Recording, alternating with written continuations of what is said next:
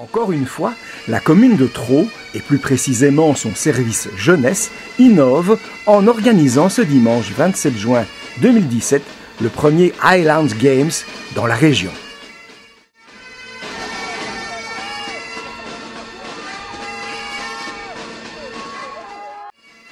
C'est donc en tenue d'époque, sous un soleil certes mitigé, mais qui n'a en rien diminué l'ardeur des participants, qu'un public essentiellement familial a pu se divertir au fur et à mesure des épreuves présentées.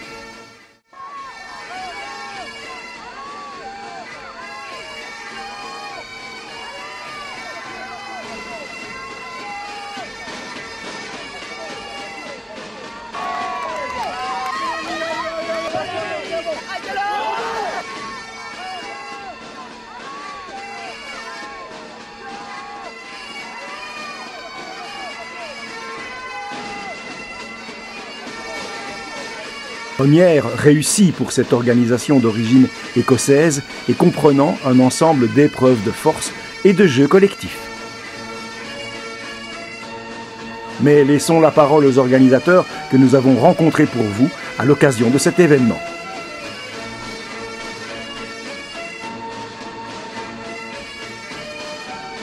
Bonjour Monsieur Beltran, donc nous sommes ici très surpris quand même Wallonie de rencontrer un bourgmestre en kilt écossais, donc on aimerait bien savoir ce qui nous vaut cette surprise. Mais en fait, voilà quelques années, ma compagne m'a offert un morceau de terrain en Écosse et en fait l'idée c'est de protéger la lande écossaise et certains propriétaires terriens en Écosse vendent des morceaux de terrain pour protéger la lande, petit morceau par petit morceau, afin de pouvoir repeupler la lande en arbre d'origine de la lande écossaise. Et donc, du coup, je suis devenu un lord écossais. Et donc, ça m'a donné l'idée d'organiser des jeux écossais à Traux. Ah voilà, donc déjà la réponse à la deuxième question. Il paraît que c'est la première fois donc, que ces jeux justement s'organisent à Traux. Tout à fait. Donc, nous avons un policier communal à Traux qui participe régulièrement à ce type de jeu. Et ça m'a donné l'idée, en discutant avec lui, d'organiser la même chose à Traux. Je trouvais que c'était une belle initiative dans un village comme Nessonvaux où justement nous avions la place et l'endroit, la structure pour organiser ce genre de choses. Et vous nous expliquez en quoi consistent ces fameux Highland Games? Vous pouvez le constater vous-même. Donc c'est des jeux de force dans lesquels plusieurs équipes s'affrontent et il y a des lancers de troncs, des ports de valises, des tirs à la corde et tout un tas de jeux de force qui permettent justement aux équipes de se confronter. C'est extrêmement convivial et c'est une belle journée pour nous en tout cas. J'ai cru comprendre que vous n'avez pas participé au jeu, mais si vous aviez pu participer, vous auriez participé à quelle épreuve? Si j'avais participé, j'aurais dû participer à toutes les épreuves. J'ai essayé d'organiser une équipe avec la commune. Malheureusement, je n'ai pas réussi à obtenir suffisamment de personnes pour organiser une équipe, mais je ne doute pas que l'année prochaine, nous ferons une équipe spécifique à la commune de Traux. Donc vous avez déjà l'intention de renouveler l'expérience l'année prochaine? Bien entendu, on espère, vu le succès de cette année, d'organiser l'année prochaine, plus ou moins à la même date, la même organisation. Bonjour Pascal Orion, donc j'ai entendu dire que vous êtes le responsable de la jeunesse ici à Traux et alors vous servez un peu de lien finalement entre la commune et Highlands Games. Vous pouvez un peu nous expliquer ce que vous faites dans ce projet? Oui, donc en fait je m'occupe du service jeunesse mais également du plan de cohésion sociale et donc on essaye de nouer différents partenariats dans le cadre d'une action qu'on appelle Impulsons une dynamique de quartier et donc cette organisation aussi intervient à ce niveau-là. Donc voilà, c'est parti d'une idée comme ça qui tenait à cœur aussi au niveau du bourgmestre et on s'est associé à OGM Sport pour arriver à faire cette chouette journée. Il y a beaucoup de gens du quartier qui sont présents alors aujourd'hui? Oui, on espère aussi créer peut-être un précédent et essayer que ça devienne quelque chose de pérenne. Donc voilà, ça se passe bien. C'est une première édition, donc il y a des choses qui sont super, il y a certainement des petites choses à corriger, mais pour une première, c'est super. Et qu'est-ce qui vous a intéressé alors dans ce projet concrètement? Nous, l'objectif, c'est effectivement d'appliquer un peu les gens du quartier, essayer pourquoi pas de trouver des gens qui auraient envie de s'investir dans des comités de quartier, essayer d'agir pour le bien-être des personnes, lutter contre l'isolement social, etc. Donc c'est un petit peu dans un cadre très vaste, certes, mais c'est un peu là-dedans qu'on agit avec le plan de cohésion sociale. Et vous avez eu l'occasion de participer vous-même au jeu aujourd'hui? J'ai essayé de soulever 2-3 objets, là, j'ai vite arrêté. Et quelle aurait été votre discipline préférée en fait, si vous aviez vraiment participé? Il y en a plusieurs, mais je pense que le tirer de corde là c'est pas mal. Je pense que je vais soumettre ça à mon service pour l'année prochaine. Voilà, ça pourrait être un projet de team quoi. Voilà, exactement, ce sera une bonne activité de team building. Oui, bonjour Olivier Geladi. Alors voilà, je vois que cette organisation, votre association OGM est un peu impliquée dans l'événement. Est-ce que vous pouvez nous parler de ce que c'est qu'OGM justement?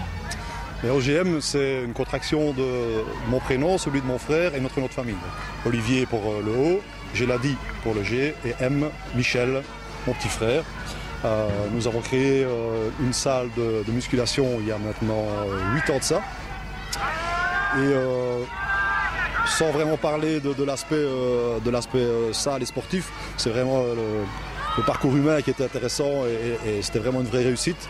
Parce qu'à présent, au niveau de l'équipe, on est tous amis, soudés, énormément de gens gravitent autour de nous grâce à ça. Et c'est ce qui fait un petit peu la beauté de la chose. Donc voilà, OGM, c'est son 3 lettres fédératrices et signe de dépassement de soi dans l'effort, comme c'est le cas aujourd'hui pour les Highland Games. Est-ce que vous pouvez nous expliquer justement ces Highland Games, de quoi il s'agit exactement? Parce que moi, jusqu'à présent, je n'avais jamais entendu parler de ça. Donc en fait, c'est un sport qui nous vient d'Écosse. Il faut savoir que une loi sur le combat et les armes avait été déclarée, donc ils ne pouvaient plus utiliser d'armes. Donc pour se mesurer entre eux et régler les problèmes de clan, ils ont inventé ces Highland Games, qui ont pris le nom Highland Games bien entendu bien plus tard, pour un petit peu se départager entre eux, voir qui était le plus fort, qui allait avoir tel ou tel terrain.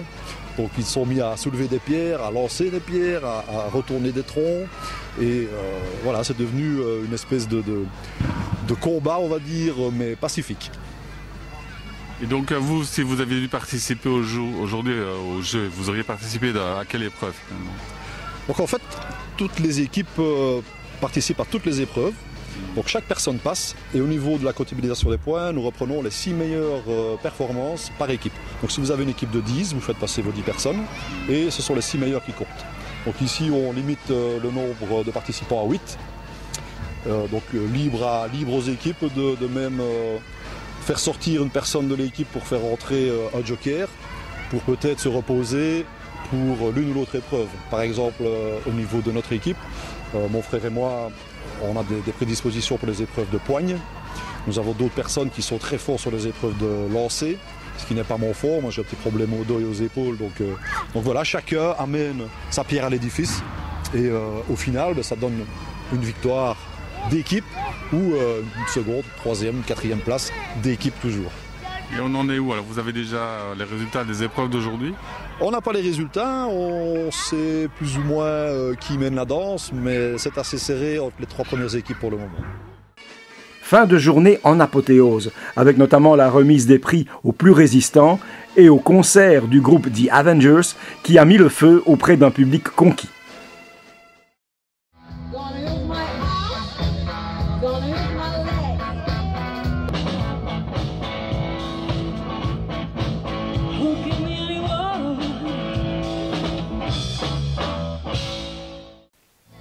Rendez-vous est pris pour l'année prochaine, lors du dernier dimanche du mois de juin.